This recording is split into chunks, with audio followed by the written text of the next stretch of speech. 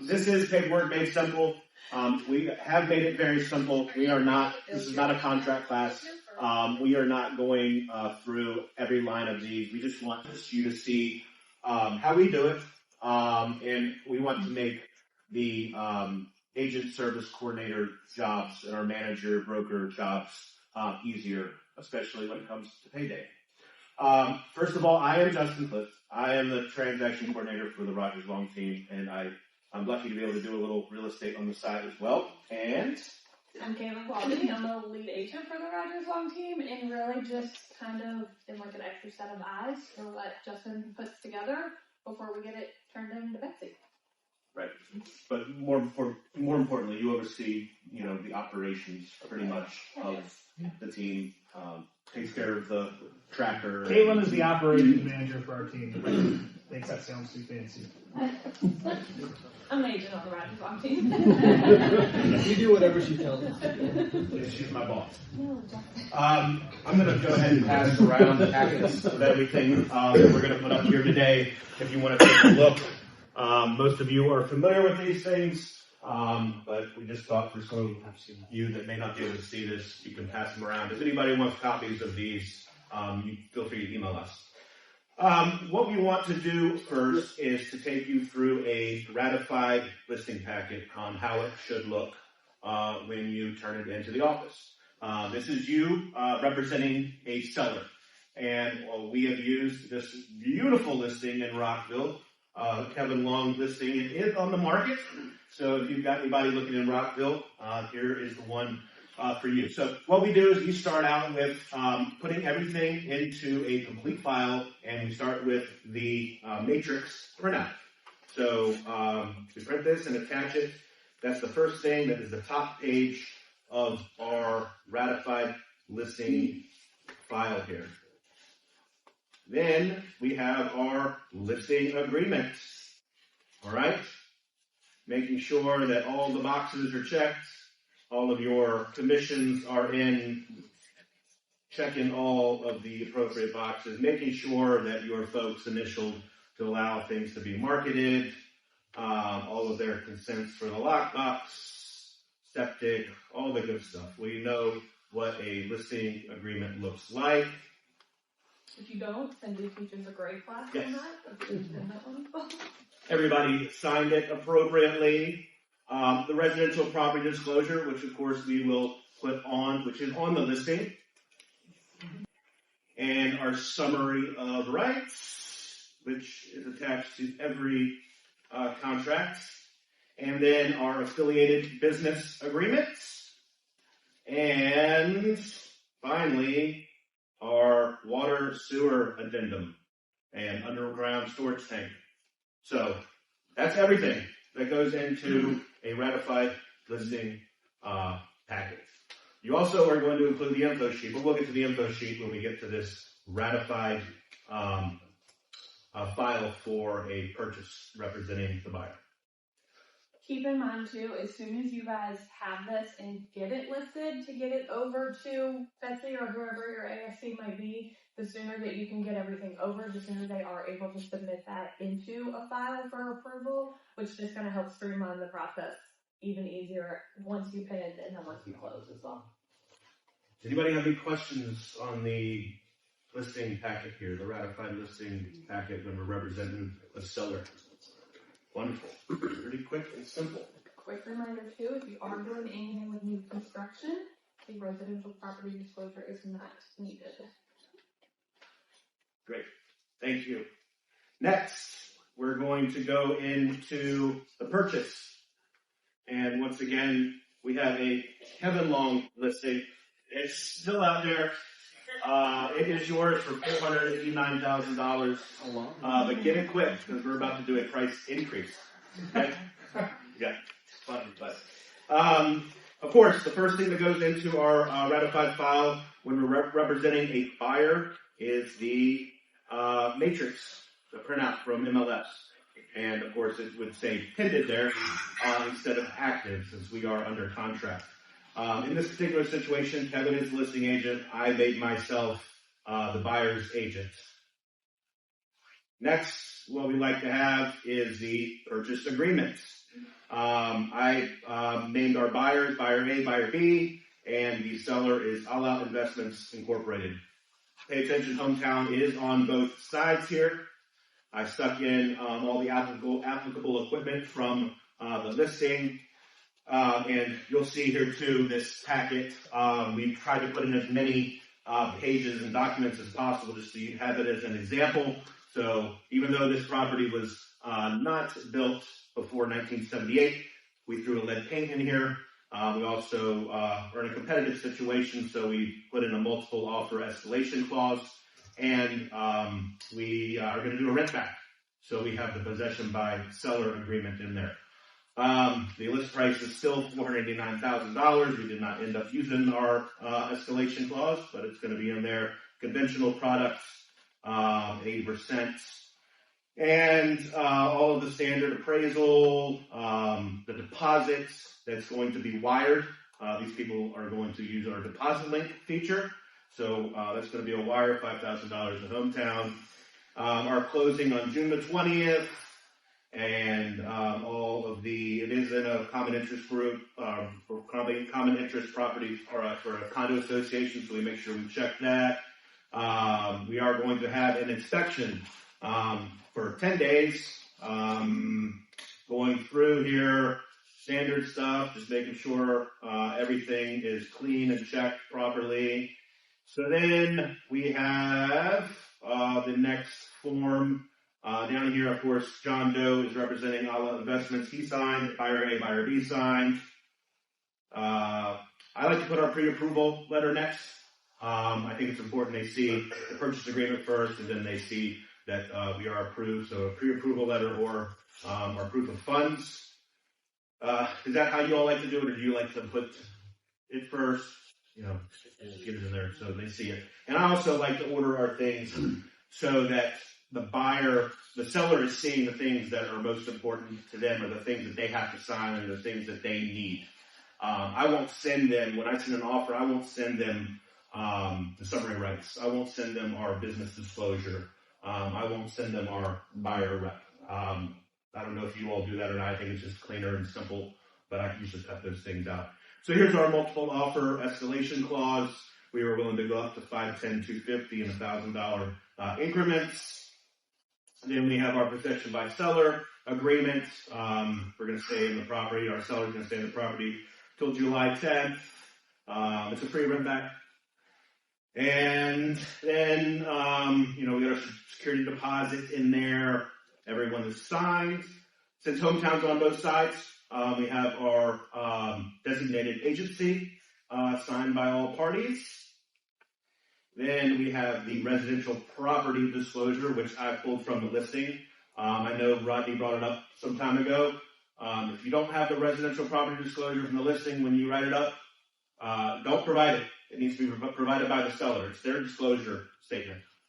Same thing goes for the lead paint. You should always pull those from the listing, and you don't create those as a buyer. If they're missing, get the seller to provide them. Here's our lead paint disclosure, signed by all the appropriate folks. Once again, our summary of rights, which goes with every deal.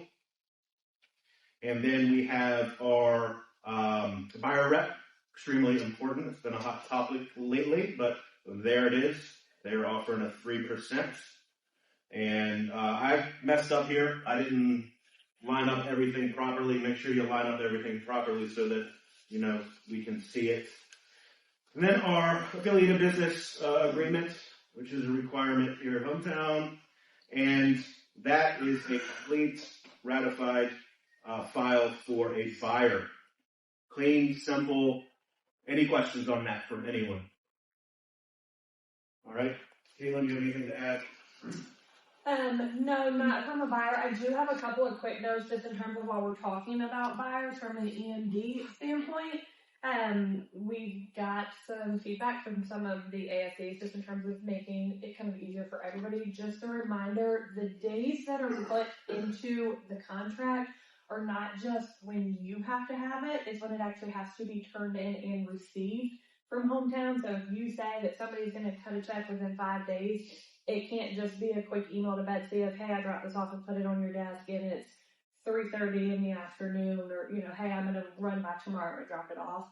It actually has to be turned in and received by Hometown. Also a reminder too, we do have the EMD envelopes to be able to put your EMD in. Please don't just drop a check off and leave it on a desk or in a chair. Hopefully they wouldn't, but if somebody comes through and accidentally snags it, or it gets blown off in the wind underneath the desk and then nobody can find it, you're kind of screwed in terms of your EMD being turned in. So just a reminder on that.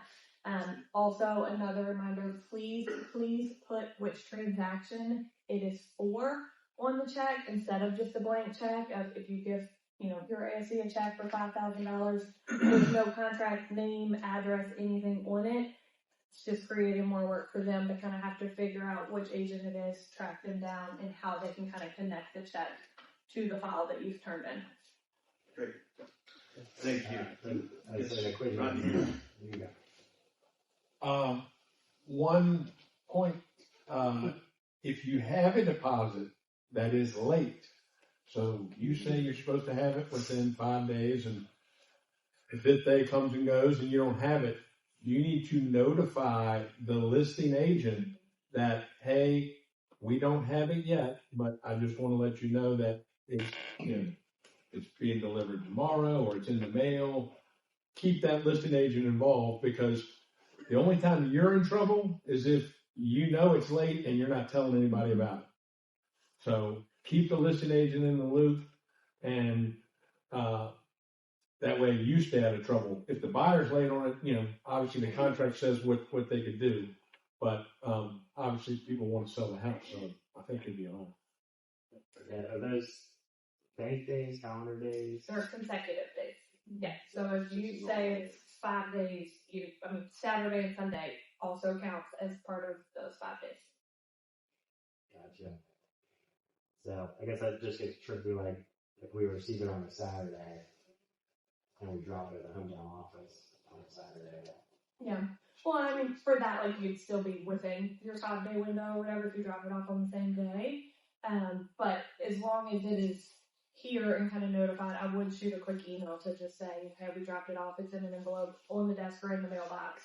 So that way it is received. And then they can give you a receipt of the Saturday date of when it was received, because it would be your first thing Monday morning. Yeah, I was trying to remember this too, because we're dealing with this one, like if it's an out-of-town buyer and they postmark it, because doesn't it go by when it was postmarked, received into the office? That's why if you're mailing stuff, you might need to give yourself more than 3 days, 5 days, especially with today's mail.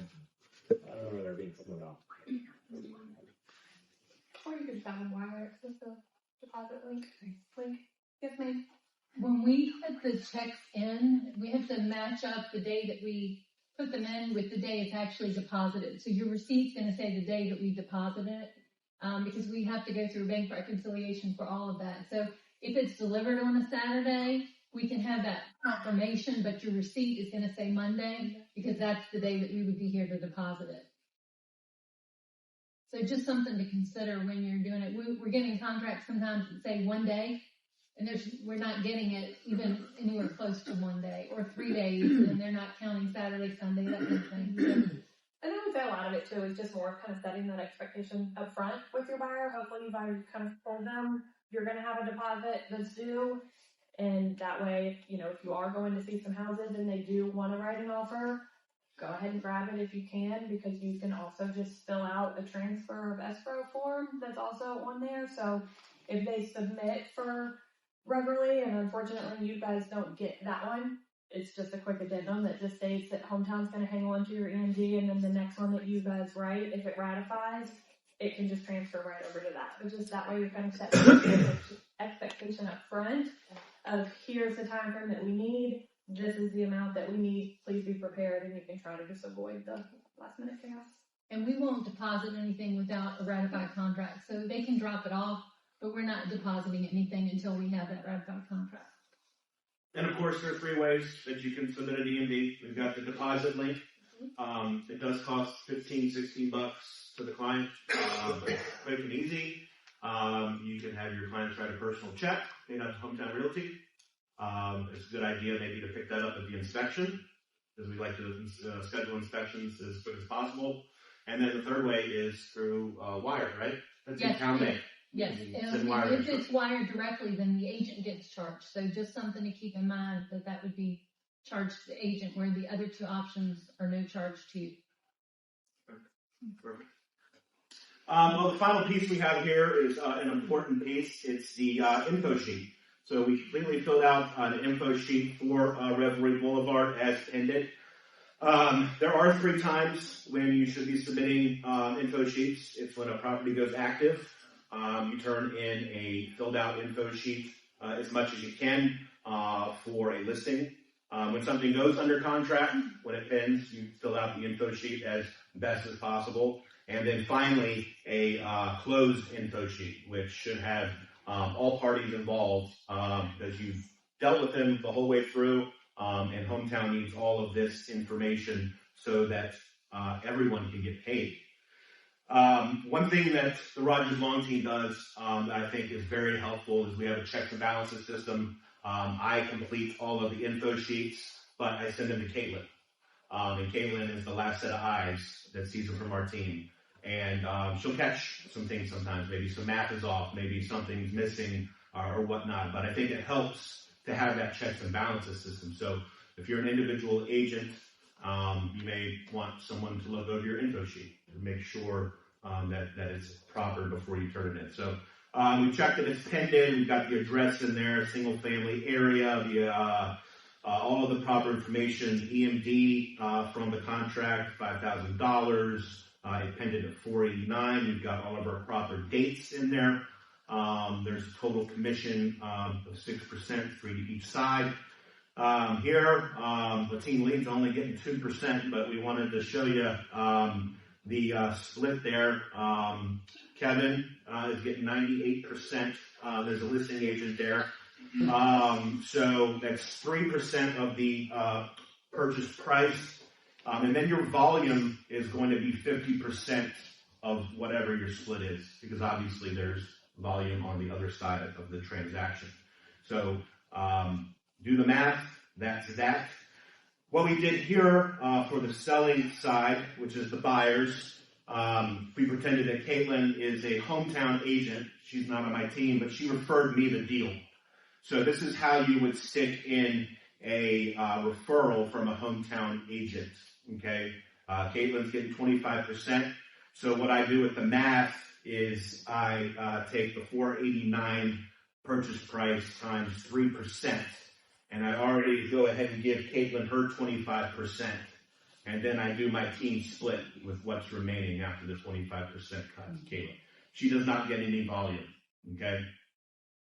Keep in mind too, if it is another Hometown agent, it still goes in the middle section of the info sheet. It is an agent at a different broker. Justin will show you where that still goes down. Yep. At the bottom. And there is a little note at the bottom of the info sheet reminding you of that. So then we've got our sellers information there. Our folks, our friends at MG Law are representing the seller as they are the buyer as well. We've got their information in there. Oh, and then Abby, our good friend from County First Mortgage, was the lender here. Thanks so much. Got their information in there. And then these folks that referred the deal out to Kevin on the list side. So I checked the listing side. They're from Sesame Street. We got Bert Sesame and Ernie Street. Very creative there. So we make sure we've got the outside agents, brokers' information, their address. Turn in a referral form with that as well, and make sure we have Jen in the accounting department there has the taxpayer ID information from the other broker as well to make her life easy. So this is a completely filled out info sheet that needs to be attached. Really, we don't attach them to all the other documents. We don't really want everybody and their brother out there seeing our splits, but I always send this as a separate attachment, when we send out files and whatnot. Do you have anything to add on the info sheet? No, not the info sheet specifically. Justin probably doesn't give himself enough credit of how organized he is with the systems that we have for our team. And I think it's just important to kind of figure out a system that you can either put into place or you can follow, whether you're a team or an individual agent. Like Justin mentioned at the beginning, we're happy to kind of email this over to you guys if you want to be able to have it as an example to kind of reference back to.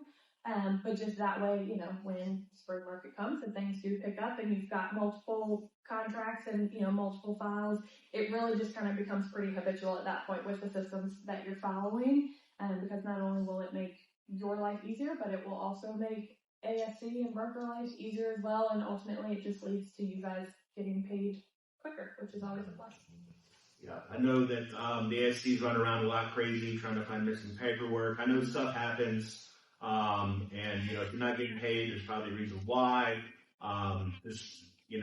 Some of us are better with other things than they're not, but just try to make these things as organized as possible to make everyone's lives easier. And two, when things are organized, when I see a file come in from an agent, it's all over the place, 10 different attachments, no communication. I'm just like, wow, this is going to be a real fun one. I think there's a lot of weight to you as agents when you're helping everyone get to the closing table when you're very organized. So, Guys, this is Caitlin kind of references, this is the importance of being on the team. Obviously, I think that Justin is the best transaction coordinator, but I know there's plenty of other great TCs at the company. But you might say to yourself, well, I only have 1 or 2 deals going on at a time. But it takes a lot of time to put this crap together. And so you have somebody on our team, we have Justin, and Justin spends a lot of his time doing this. It allows us to go out and generate leads. That's the purpose. That's one of the main reasons you're on a team, is for that type of support. And so make sure you're seeking out the type of support from people at Hometown and specifically on your team. Justin, I don't know if you plan on talking about this, but would you mind just kind of, and Caitlin too, giving kind of a brief overview of when a deal goes under contract? You send out kind of the meet your closing team email and you introduce it to the attorney to really kick it off on it. We take the lead on it. We're going to captain the whole thing. Right. And that way it brings everybody together. I think that's all part of the paperwork process, all in through TCP days and all that stuff. Yeah, I did a class. The last thing I want to say on the info sheet, I'm sorry, Justin, is just you can't round up. So if something comes out to $14,376.60, we can't just round that up to 30 or 377. The money obviously kind of has to come from somewhere. So please put the exact amount for commissions down to the penny. I know a lot of us in here are on teams, so we will have kind of a different split. If it comes out to, hey, somebody needs an extra penny, figure out which agent to give the extra penny to, but we can't just round up and say, well, we're all going to get an extra penny, because when they go to enter it in and actually pay out commissions, we can't just find money that wasn't wired in. So yeah, it might sound silly, but how you do little things really shows how you do a lot of things. What other reminders do we have from the ASCs? Did you have anything else? No, you kind of nailed it. Just make sure that it is filled out. So if there are 2, 3, 4 people getting paid on one side of it, please go ahead and put, especially on the pending one, all of the agents that are going to get paid on the deal. I keep referencing Betsy just because that's who we send all of our stuff to.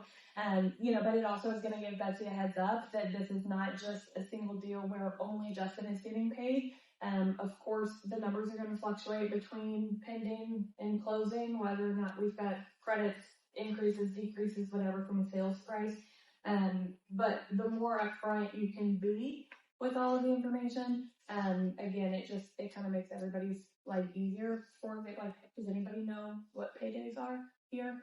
Which 2 days of the week you get paid? Yeah. So say, for example, kind of the easiest example is if you have something that closes on a Wednesday, you send everything over to Betsy. She still has to be able to put it together, send it to Rodney for approval.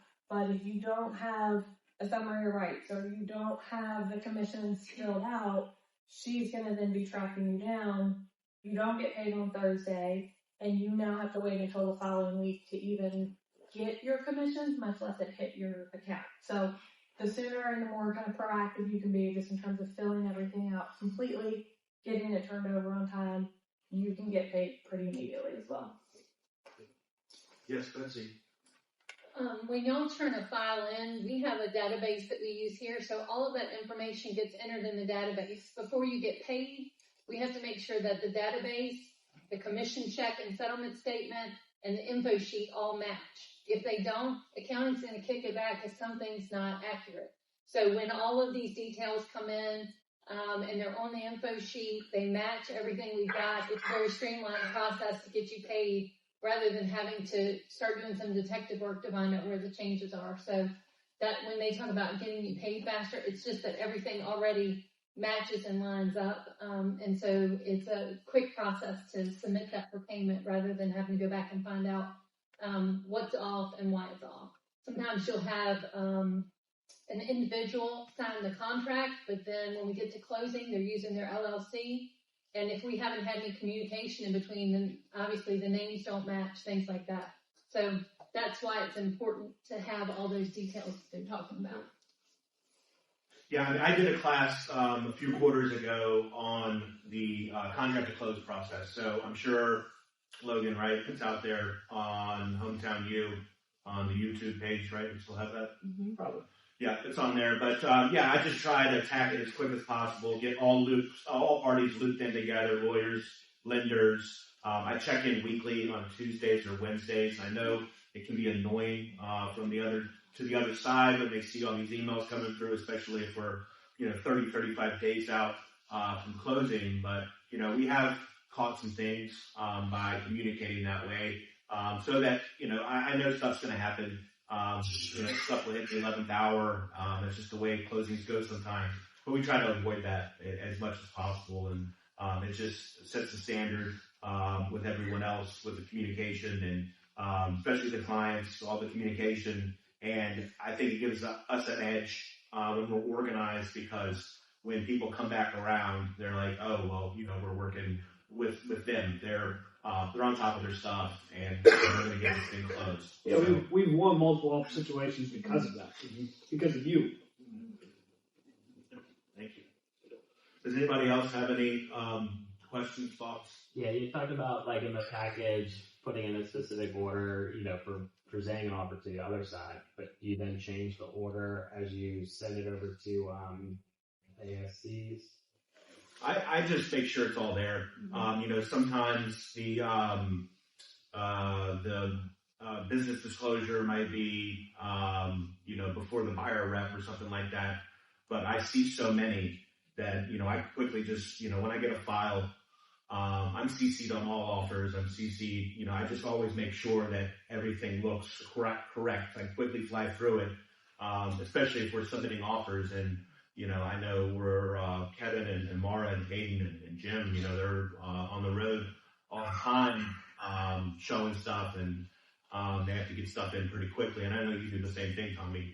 But, second set of eyes, I know I've caught a few people sometimes, hey, you forgot to sign this, or hey, did you mean to add an attachment here? Just making sure everything's there. And sometimes, people will forget to throw in the buyer rep or whatever, but it's in their transaction desk. They just didn't put it in, and I'll just go in there and grab it and attach it. Does everybody know how to put everything together into one file? I know you can probably do it through Adobe or whatever. I just do it through transaction desk. So if nobody knows how to put everything together in one spot, find somebody that knows how to, because it's very helpful.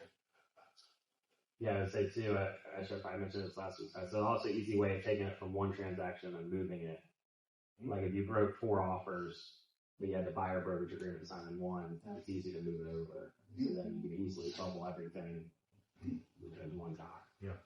And I know a lot of people have their systems and their thing. We have some great transaction coordinators at Hometown Realty, definitely. And so just keeping things organized and making everyone's lives easier, and we'll all go through it together. Last thing I have is just on releases. So hopefully you don't have to deal with releases too often. But if we do have an EMD at Hometown and something happens and you have to release it, when you let your ASE know, please also give them instructions on what to do with that. I know earlier we mentioned like the escrow transfer form. If you want Hometown to hold on to it, just transfer it to a different address once you ratify the next offer that you submit. But if not, if they want to come pick it up, please let them know. Let them also know the name of the person, especially if it is, a husband and wife or whoever. If the husband's on the check and the wife's picking it up, give them a heads up of who is picking it up. If they want it to be mailed back to them, please also grab the address that they want it to be mailed back at. It's not always going to be the same address that's on the check. And then lastly, if they do want it wired back to them, that is fine. We can only wire the EMD back over to them if it was actually wired to us. So they can't actually send us a check and then we turn around and then wire it back to them. Yes, ma'am. I'm sorry. We can wire it back only if it was submitted through Deposit Link. If they wired it, Yeah, right, like if they wired it. if they wired it outside of Deposit Link, we cannot wire it back. But if they send it through Deposit Link, we actually have a button in Deposit Link and we can refund them immediately. And we're happy to share any of our templates. If anybody's struggling with anything like that, I know from the last class, a lot of people did reach out. So feel free to reach out to me and I would be happy to share. Anybody else, anything on paperwork made simple? Great. Thank you so much. Thank you guys.